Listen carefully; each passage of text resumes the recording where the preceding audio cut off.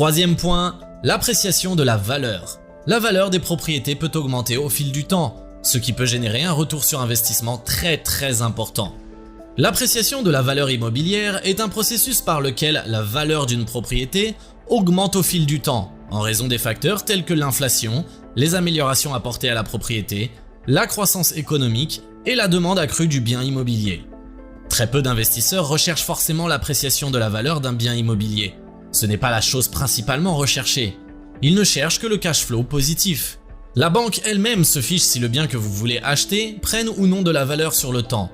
Elles veulent simplement savoir si vous pouvez rembourser son argent tous les mois. Mais l'appréciation de la valeur, c'est un produit subséquent. Et ça vient naturellement, que l'on veuille ou non, en raison des éléments tels que l'inflation et la croissance économique. Le milliardaire Michael Saylor racontait qu'il avait acheté une maison à Miami Beach en 2012 pour 14 millions de dollars. La personne qui l'avait avant lui l'avait acheté en 1930 pour 100 000 dollars. Vous savez combien ça vaut aujourd'hui? 50 millions de dollars. C'est ça l'appréciation de la valeur pour un bien immobilier. Il y a énormément de facteurs qui influencent l'appréciation d'un bien immobilier. Vous avez l'emplacement, qui est très important car une propriété située dans une zone en pleine croissance économique ou à proximité de commodités, telles que des magasins, les écoles et les centres de transport, peuvent être plus susceptibles d'apprécier en valeur au fil du temps.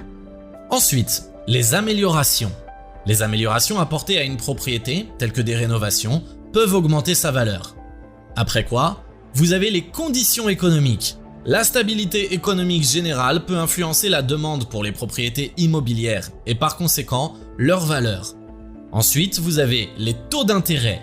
Les taux d'intérêt peuvent affecter la demande pour les propriétés car ils peuvent influencer le coût d'emprunt pour les acheteurs potentiels. Et enfin, vous avez un autre facteur qui est la demande locative.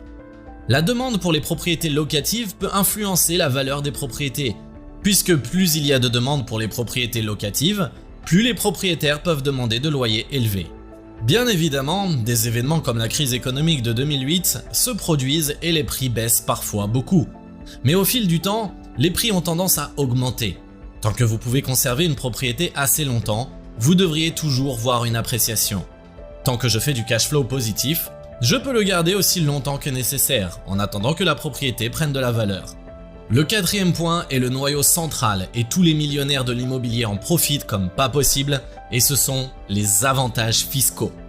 Quand j'ai entendu pour la première fois qu'avec l'immobilier, vous ne payez pas d'impôts, je disais que c'était une blague. Mais ensuite, j'ai vu des gourous de l'immobilier comme Donald Trump qui ne paient pas d'impôts, et je me suis mis à chercher comment. En effet, les propriétaires de biens immobiliers peuvent souvent déduire de leurs revenus imposables certaines dépenses liées à la propriété, telles que les intérêts d'emprunt et les dépenses de maintenance. C'est ce que dit avec fierté Robert Kiyosaki quand il a fait savoir que les riches ne payent pas d'impôts. Mais si les règles fiscales peuvent varier en fonction du pays et du type de propriété, on peut observer les points communs suivants sur la déduction d'impôts de certaines dépenses. Les intérêts d'emprunt. Les intérêts payés sur un prêt immobilier peuvent être déduits de votre revenu imposable. Cela peut être particulièrement avantageux pour les propriétaires qui ont un taux d'intérêt élevé sur leur prêt immobilier. Supposons que vous avez acheté une propriété pour 500 000 € et que vous ayez un prêt immobilier de 400 000 € à un taux d'intérêt de 4% par an.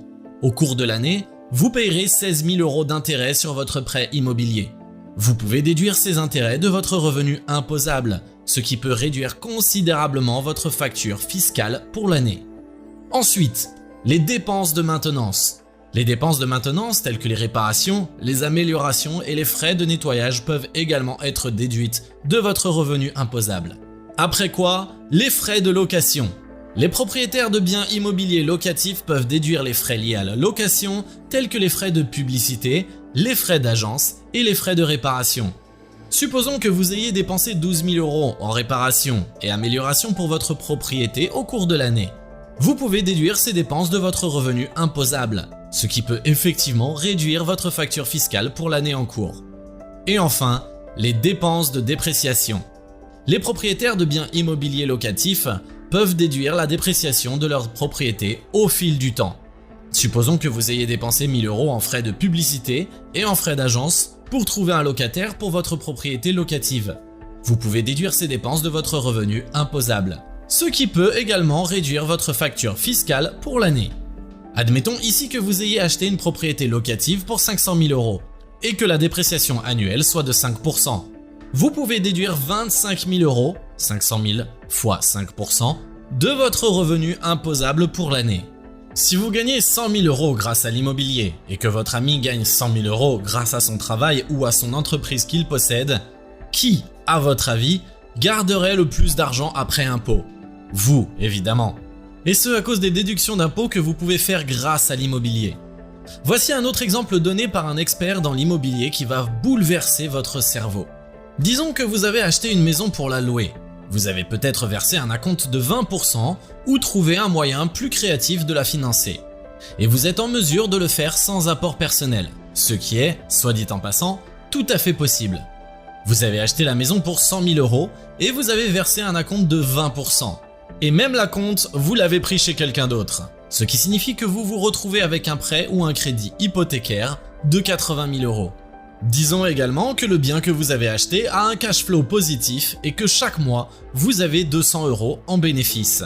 Ce qui fait qu'à la fin de l'année, vous avez 2400 €. Vous n'êtes pas encore millionnaire, mais regardez ce qui se passe après. Pendant ce temps, le solde de votre prêt qui est de 80 000 € continue de baisser parce que vous continuez de payer la banque. Mais la propriété qui ne valait que 100 000 € continue de gagner en appréciation. Après un an, elle a une appréciation de 3%. Elle vaut maintenant 103 000 €. Maintenant, faisons la somme de tout cela. Vous avez les 3 000 € d'appréciation, plus les 2400 € de cash flow. On aura 5 400 €. Donc en réalité, dès la première année, vous avez 5 400 €, alors que vous n'avez rien investi de votre propre argent. Et donc, vous remboursez de plus en plus vite le prêt et la valeur de la propriété augmente également. Le prêt qui était de 80 000 € diminue également chaque année. Au bout de 10 ans, la propriété vaut environ 130 000 € et vous avez fait chaque année l'équivalent de 2400 € de cash flow positif. Tout ça à partir de rien. C'est pour ça que les millionnaires rentiers considèrent l'immobilier comme un jeu à long terme. Les propriétés immobilières sont souvent utilisées à long terme, ce qui peut générer un retour sur investissement sur de nombreuses années. Et ce processus peut se répéter maintes et maintes fois. Vous pouvez acheter des biens beaucoup plus chers, facturer des loyers importants et tirer des cash flows positifs énormes. Cinquième point, et c'est la raison pour laquelle les millionnaires préfèrent l'immobilier à n'importe quel autre investissement, l'immobilier, contrairement aux autres investissements, présente moins de risques et donne une stabilité sur le long terme. Je m'explique. Les gens ont toujours besoin d'un endroit pour vivre. La demande pour les logements est toujours constante. Et grâce à cette demande constante, l'investissement immobilier peut offrir une source de revenus stable et à long terme, même pendant les conditions et les périodes économiques les plus difficiles. Si vous le comparez aux autres investissements tels que les bitcoins ou les actions boursières, il est très peu volatile, car les actions ou le bitcoin peuvent faire des mouvements brusques et soudains et vous font perdre tout votre investissement.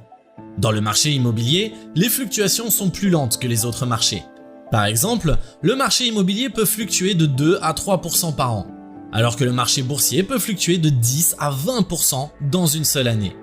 Cela contribue à rendre l'investissement immobilier plus attrayant pour les investisseurs qui cherchent à construire un portefeuille de placement stable à long terme.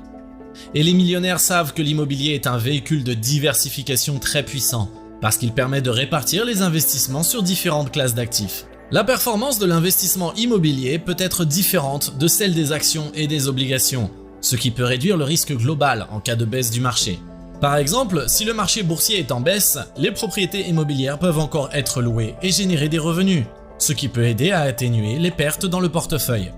Donc, si vous comptez investir dans l'immobilier, lancez-vous. Regardez cette vidéo plusieurs fois et si elle vous a aidé de quelconque manière, likez-la pour que YouTube la recommande à d'autres personnes. Merci à vous.